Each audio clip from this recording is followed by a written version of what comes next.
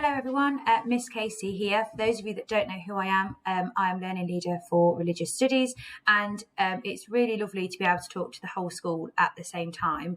And just in case you're wondering, I am recording this from home, hence no mask. Okay, so what I'm here to talk to you about this morning is how you can show Christ values during your time at school. Doing a little bit of analysis on data, I've taken one random year group, one random week in the year, and this here is the spread of Christ values in terms of how many have been awarded. And as you can see from the figures, that the most commonly awarded Christ value is hard working. And what we would like to see is more of an even spread. So what we wanted to take the opportunity to do is to explain to you how you can actually achieve each of these Christ values.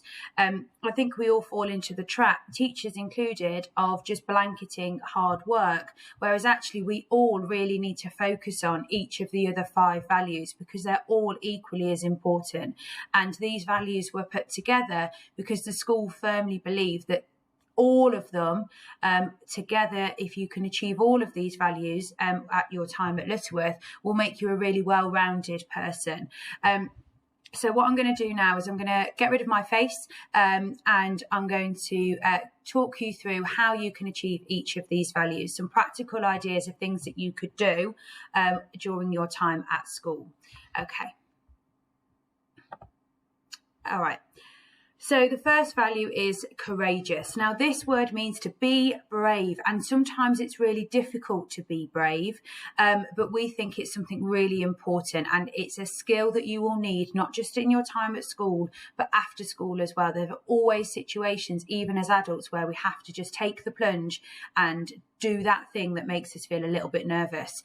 So things that you might want to think about doing in order to be awarded for being courageous: stand up and speak in front of the class, have a go at answering the difficult questions, verbally or written, be the first to volunteer for something. That could be in PE, that could be in a lesson, that could be for things like student parliament that we've got going on at the moment.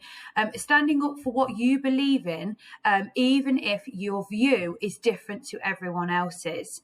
Be brave and have a go at the more challenging work. What I'm going to ask your mentor to do now is to pause this loom and have a quick discussion and see if you can think of any more ideas for how you could show courage in school. Okay, the second of our Christ values then is hard working. This means always trying your best. This does not mean getting 10 out of 10 on a test or getting an A star for every assessment that you do in post 16. This means you trying your best, okay? And if your best is a grade C, then that's fine. We're not asking for perfection, we're asking for hard work. And hard work is rewarded. Even as an adult, hard work is rewarded. So some of the things that we would be looking out for are for you to complete an amazing piece of homework or classwork, making progress on an assessment, not getting full marks, making progress, or completing extra work outside of the lesson. Again, if you can pause the video, mentors, and have a quick chat about other ways that we might be looking, other examples, of hard work in school. Being reflective. Take some time and think about it. We always make time for dirt work at the end of an assessment, and that's right from year 7 through to year 13. And dirt work is really important. It gives you the time to stop, think, and ask yourself, how can I make this better? How can I improve? So obviously dirt work being done really well.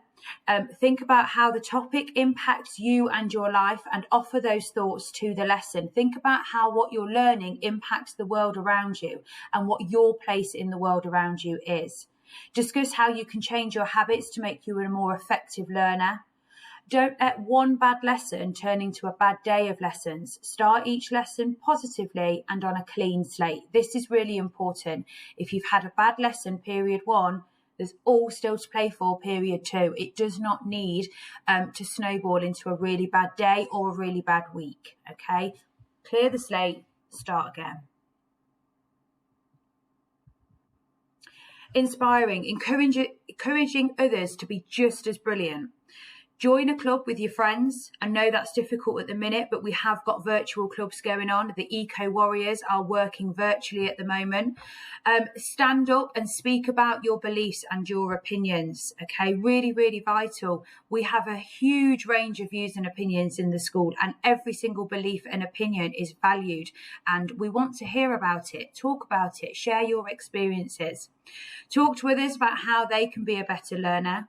Share ideas on how to look after the environment, or share your achievements in and out of school. Think about it now as your mentor group, how, if there are any more that you could add to this list. Supportive. Help each other. Care for your friend if they're having a difficult day. Help someone on your table who is stuck. Share your notes with someone if they have missed a lesson. This is really important, particularly with the amount of students that are in and out of school at the moment. If you know your friend who would normally sit next to you is not in the lesson, take a picture of your notes and WhatsApp it to them. That's going to be really supportive to them when they're on their own at home working. Offer to help the teacher. Okay, we can't be in every place all the time. Offer to hand out the worksheets, or offer to come up with the word of the week. Okay, give a round of applause after a whole class presentation, or if somebody has shown courage by speaking out in front of the rest of the class, give them a round of applause. Show that support to them. Again, have a quick chat as a mentor group, see if you can think of any others. Tenacious. Be determined, don't give up. Tenacity is something that's going to really carry you through throughout into your adult career as well. Sometimes it's very easy when something is difficult to think, oh, I'm not going to bother. It's too difficult, I give up. It's easy to give up. It's easy to bow out. It's easy to put our pen down and stop working. Even as adults, it's easy to do that when we're finding our work difficult or challenging. But being determined, taking one step at a time, is really, really valuable skill. So ways in which you could achieve this: ask for help if you're stuck. The question is, how do I do this? Not what is the answer. Keep going even if you find the work difficult. Work should be challenging. Work should make you think. If you find all of your work difficult, if you find all of your work easy, you're not using your brain to the full capacity. If you're finding the work really easy, ask your teacher for some more challenging work. You need to be using that brain, and you need to be getting to a point where you think, I'm not quite sure of the answer, but that's okay. I'm going to figure it out. Email your teacher whilst isolating to ask for help. Okay, I've been phoning my mentees this week, and some of them have said, I found the work difficult, but I've emailed my English teacher and they've really helped me. That's a fantastic way of being tenacious. Use a model answer to help improve your work. Again, not just taking your work for what it is, thinking, how can I make it better? Using your dirt time, using that reflection time to think, how am I going to make my work better than it is?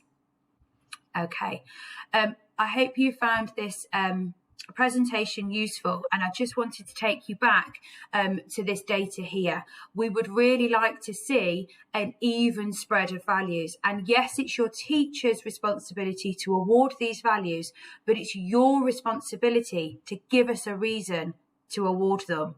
If we don't see you being reflective or supportive or inspiring, we can't award you for those values. So this is a real joint effort, teachers and students working together to award you where it is deserved. Have a really fantastic week. I'm going to be keeping my eye on this data. Me and Mr. Shovelin are going to be keeping our eye on this spread, and we are hoping to see a more even spread of these values. Have a fantastic week. Take care, stay safe, and we'll talk to you soon. Bye-bye.